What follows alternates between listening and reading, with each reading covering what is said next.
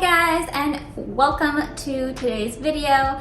If you clicked on this video, you're probably wondering, should you be a minimalist? And to that I say, I don't know. I don't know you personally, but I can speak from my own experience and how I feel minimalist has benefited my own life personally. And hopefully you guys can take away a few points from this, and maybe that'll make you think maybe that you should become a minimalist, or maybe it's just not for you, and that's perfectly fine. I just hope that maybe you can learn something from this video. So if you guys are interested in hearing my personal experience as to why I became a minimalist, then keep watching. If you guys enjoy minimalist content and following me on my journey as a minimalist, then make sure to subscribe down below and give this video a thumbs up if you enjoyed it. Now, let's get to my points.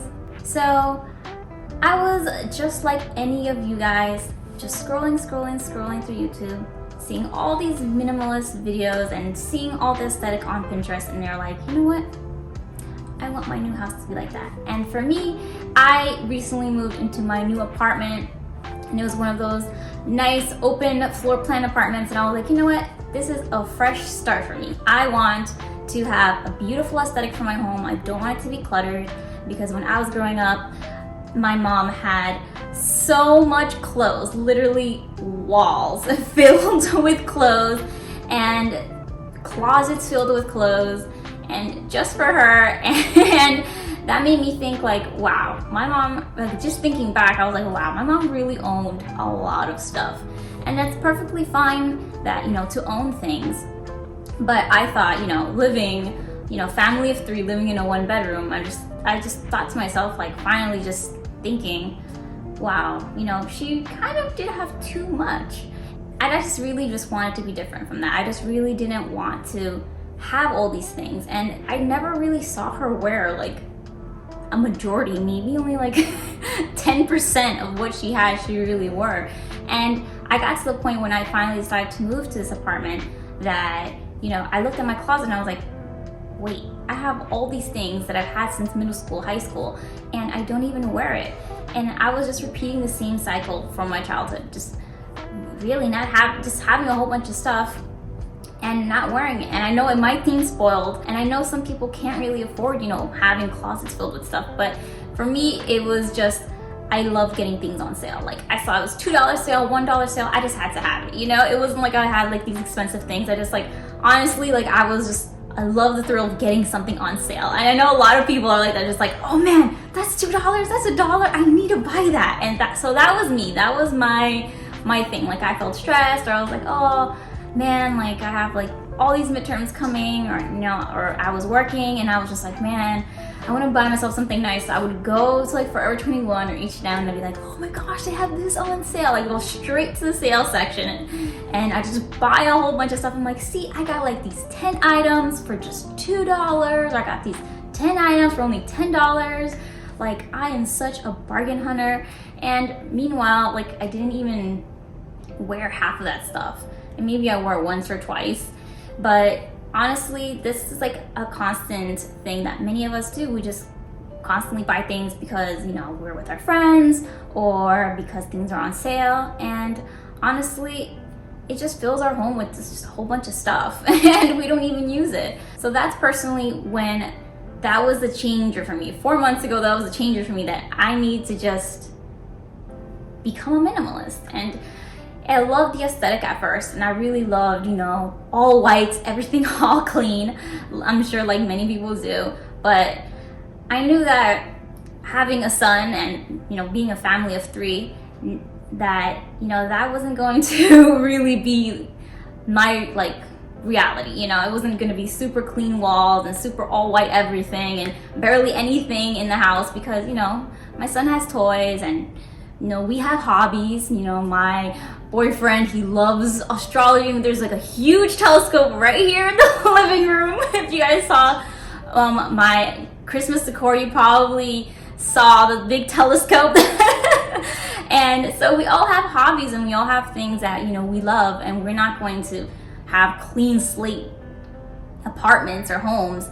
But so pieces of us are gonna show in our house no matter what. And it's perfectly fine to have. And I've learned that in my journey, that, you know, it's perfectly fine to express yourself in your own way while still practicing minimalism. And I practice the philosophy of really anything that I bring into the house, what is its purpose? What value does it bring to me? Is it something I'm just going to use once, or is it something I can use multiple times and it's a multi-purpose object? Or is it something that's sentimental? Or is it something that I really just wanted to get because it was in a bargain and I really don't know how I'm going to use it yet, so it just stays in the closet until I find a use for it, but then I never find a use for it and it just stays there. And I've brought those values to my son. He's 3 years old, but he really understands, like, you know, when we go to a store and he says, oh, I want this or I want that, and I tell him, well, what value is that going to bring? What are you going to use it for when you bring it home? Like, do you see yourself using it every day? And I know he might be a little small and he might not necessarily completely understand everything I'm saying, but he understands the basics of, you know, should I get it? Like, would I really play with this? And it just really gets him thinking and really having those foundations as to when he grows, to really, when the same thing, like if he buys something, to not fall into the trap of consumerism, to really just buying something because it's on sale or because it looks nice in that moment, because it makes him think, what is its real value that it's bringing to me in my life? So with everything going on in the world, and barely ever being able to go out, especially living in the city, it started to become a little depressed and being stuck in the house. And in the home that I lived in before this apartment, it was very small and I had a whole bunch of things in the apartment. And so even if I owned a little bit, it just seemed so claustrophobic.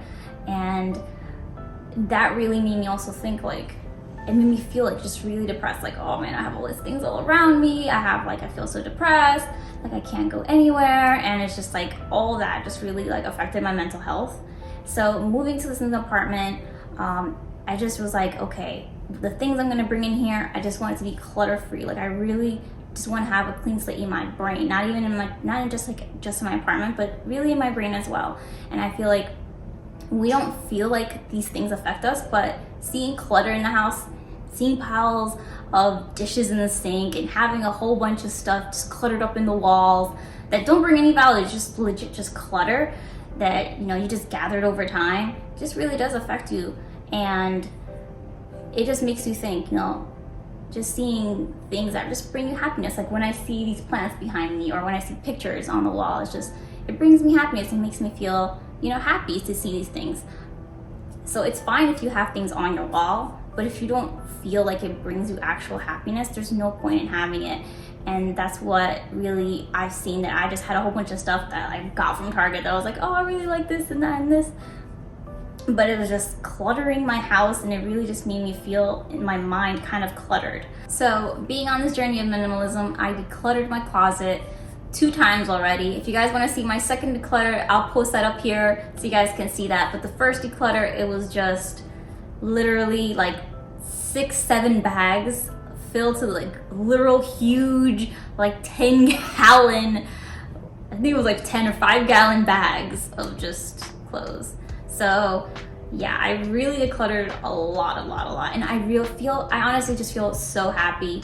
And don't think that when you declutter your clothes that you can't have color, because that's one of the things that I was like, oh, I want to be a minimalist, but there's like all these people just have white and black, and that's not what minimalism is about. Your minimalism is not about just having black and white clothes in your closet, okay? It's about having things that you know you love wearing. If you love wearing a neon shirt and it just brings you so much happiness and you wear it a lot, then keep that in your closet. If you love wearing striped pants or, you know, colorful jeans, but you wear it all the time and doesn't just sit in your closet, then keep those things. But if you have things, like for me, if I had neon clothes, it would just be in the closet.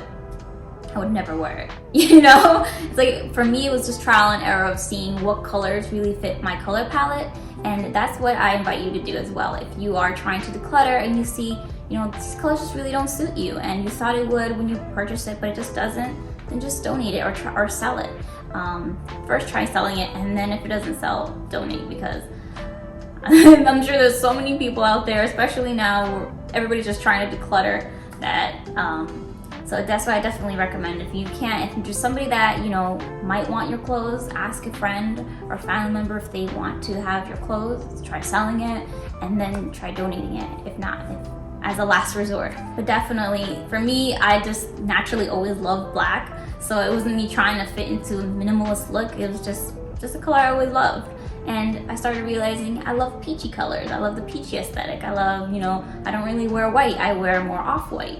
And that's perfectly fine. So I just encourage you to really just to start discovering yourself. Discover what's your own personal style, what's your own personal colors, and really just love what you have and really appreciate what you have. And of course, I know part of minimalism, people say, oh, well, get rid of your $2 shirt or your $5 shirt and buy this $300 great quality shirt. And honestly, I don't believe in that part of what people call minimalism. I believe in the part of, if you have a $5 shirt and it is amazing quality and it's been lasting you for years, don't throw it out to replace with like $40 or $50 shirt. Like some of my clothes I have, some of my jeans are like H&M and things like that. Like one of my jackets I have is H&M, but it's been like amazing quality and I've had it for years. I'm not gonna get rid of it just to buy, a Prada or whatever, a more expensive coat. I'm gonna keep what I have that I know is already good quality. And once it's already done in its life, then just throw it out or use it as a rag or something, But that's just one of the things that I've seen, in people talking about minimalism and these problems that people face. And that's just how I've been trying to rationalize everything in my head, like just those things, just avoid certain things that are just kind of clutter. Even in the minimalism world, people say a whole bunch of yes, this is all about your personal journey, and don't worry about fitting into this minimalist quote unquote, thing.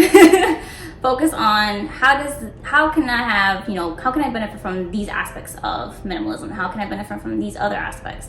And just being happy and creating happiness in your life and really learning about yourself, learning about what you love in your environment and appreciating what you have.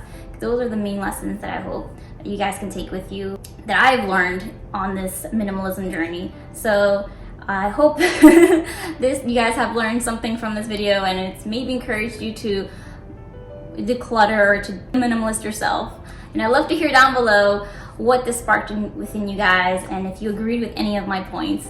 And yeah, so I guess that's the end of my video now. So I hope to see you guys next time on my next video. Bye.